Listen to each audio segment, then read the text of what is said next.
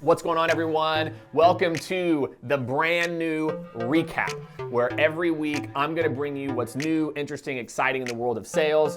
I'm Jake Dunlap, CEO of Scaled, and this week we've got a brand new format for you. A lot of cool things that I'm interested in talking about, a lot of things that we're seeing from CEOs that we're working with other companies. So I am super excited to bring you the new recap.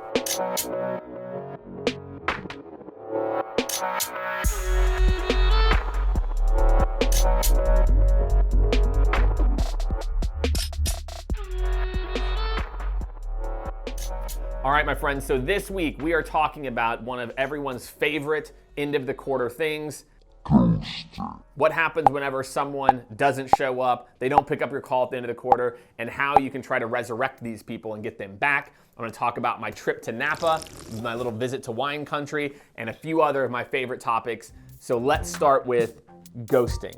What does ghosting mean in sales, right? Ghosting is this idea that magically these people disappear. Well, let me tell you this, my friends, they don't actually magically disappear. They just stop returning your phone calls, okay? And that's okay. So what are some ways that you can go to get people to stop ghosting? Because I know at the end of the quarter, this literally happens all the time. So my 3 quick tips. 1, loop in other people. Chances are in the process you've met other people, you check in. I say, hey, Courtney, I've sent Caleb a couple of notes. I wanna make sure that we keep the momentum going. Let me know if you all can coordinate early next week. So looping other people works all the time, right? The other thing is a trigger event. So the issue that I see with a lot of people is that the trigger event is your end of quarter, end of month versus some compelling event for them. So anytime you actually have a real compelling event, being able to bring that up. We said we needed to start by this to actually make this outcome happen. So that's my second one. My third one is remove guilt. Just like whenever someone calls you, like you're like a long lost cousin or aunt, and they leave a voicemail, and you look at the voicemail and you go, oh God, I don't want to call them back. But you do want to call them back, but you're like, oh God, this is gonna be like a whole thing. That's how they feel about your calls too. So if you can instead help to alleviate some of that guilt, like, hey Caleb, I'm sorry, I've actually been out of the office for the last 2 weeks. I'm sorry I didn't call you back, right? Let me know how this time works. It starts to remove that guilt. They're like, oh, I'm not a bad person for not following up, etc. So that's my 3 ways, my quick take on how to stop people from ghosting every single time.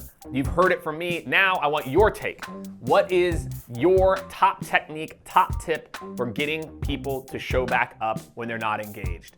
Leave it in the comments, and we'll be picking winners every single week to highlight on next week's recap. All right, my friends, this week in awesome, right? Not to be confused with Austin, Texas, which is where we are right now. I had an amazing opportunity to go and visit Napa. I want to give a quick shout out, one, obviously to my wife. It was our 7-year wedding anniversary. Shout out to Jenny. What's going on? Thank you for the amazing trip.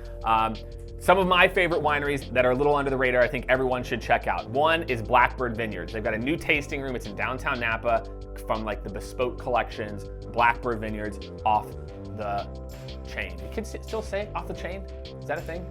Caleb? I have never said it, but that is not. People say off the chain? I don't think it's a thing. I think it's about lit. It's lit, yeah. My little brother says high key. High key? Or low key. Well, I know low key, that's obvious. He says high key. Okay, and I'm like, I'm not cool enough. I like that one. So next, AXR. It's in northern Napa. Amazing opportunity. There's a guy tasting with Richie. Go check out Richie. He was hilarious. Peju was amazing. Another one of my favorites. Always good wines. Oloro. And we'll link to all these in the comments as well too, so you can check it out. So that was my week in awesome. My opportunity to take 2 days off. It was fantastic. For all my friends, what are the best things that you do in Napa? I'd love to hear. I'm sure your friends would all like to hear as well. So this week in the news, I've scoured the news for the relevant information that I think you should care about if you're in sales, marketing, leadership. And this week in the news, I want to talk about remote work. Because in sales, I think we're terrified of this opportunity. But Owl Labs quotes, and I want to make sure I get this right, people being 22% more happy when they're able to work remote versus never working remote, and 43% more hours than non-remote employees, which I think is really, really interesting. That I think the mindset that we have is if someone's not there, that they're slacking off, they're not doing their work. But more and more people now, I think they have home offices. We have better communication tools than we've ever had before. It wasn't just the phone. right? I think why people 10 years ago were so nervous about remote work was that. And I'm seeing a lot of people, not necessarily a lot of their sales organizations, but a lot of their sales development organizations using more of a disparate workforce. So I think maybe a challenge that I have to all of you, the data supports that remote workers can be more happy, can be more productive. How do you think we could apply this to sales? So again, drop it in the comments. If there's a way that you have a remote team, I'm sure this is something that every sales leader is thinking about right now.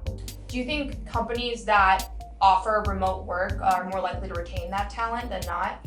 I really feel like remote work is becoming a must-have. Like just the ability to do it. I think the key is what I find with most of our people is that they're not asking to work remote 100% of the time. It's just like a day here, 2 days there. And the funny part is this whole idea of working remote has always been kind of available for executive staff, right? Like the CEO or the VP of sales is gonna work remote and blah, blah, blah.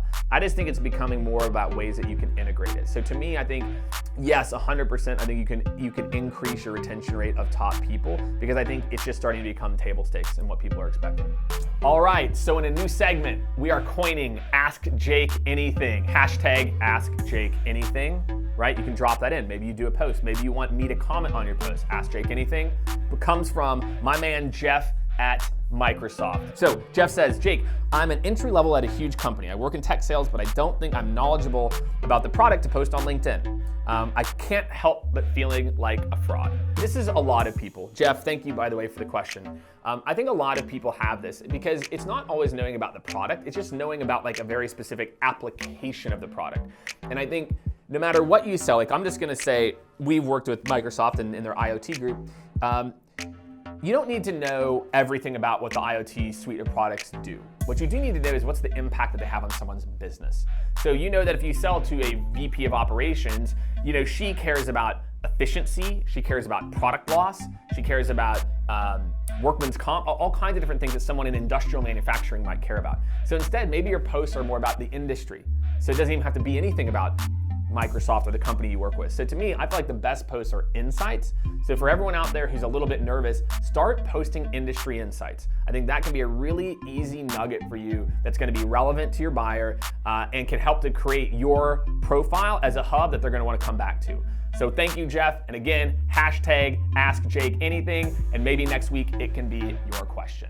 All right, everyone, and in our last segment of the recap, get it done. Yes, that does mean Dunlap, D-U-N or D-O-N-E, either one works for me, okay? So this week's Get It Done goes back to ghosting. Reach out to at least one prospect via LinkedIn that you're a first degree connection with. The reason I want you to do it this way is if you're a first degree connection with someone on LinkedIn, you can actually send them a personalized video from the mobile app. So my challenge to all of you is to send one video to a first degree connection that's gone dark. Again, using some of the techniques I talked about before. You can try any of those, looping in somebody else, trying to remove guilt, any of that will work. That is my challenge to all of you. When you've completed this challenge, comment below. We've got some special little goodies we're gonna be doing on a weekly, some surprise and delights. And again, everyone, thank you for tuning in. New format of the recap. I'm out.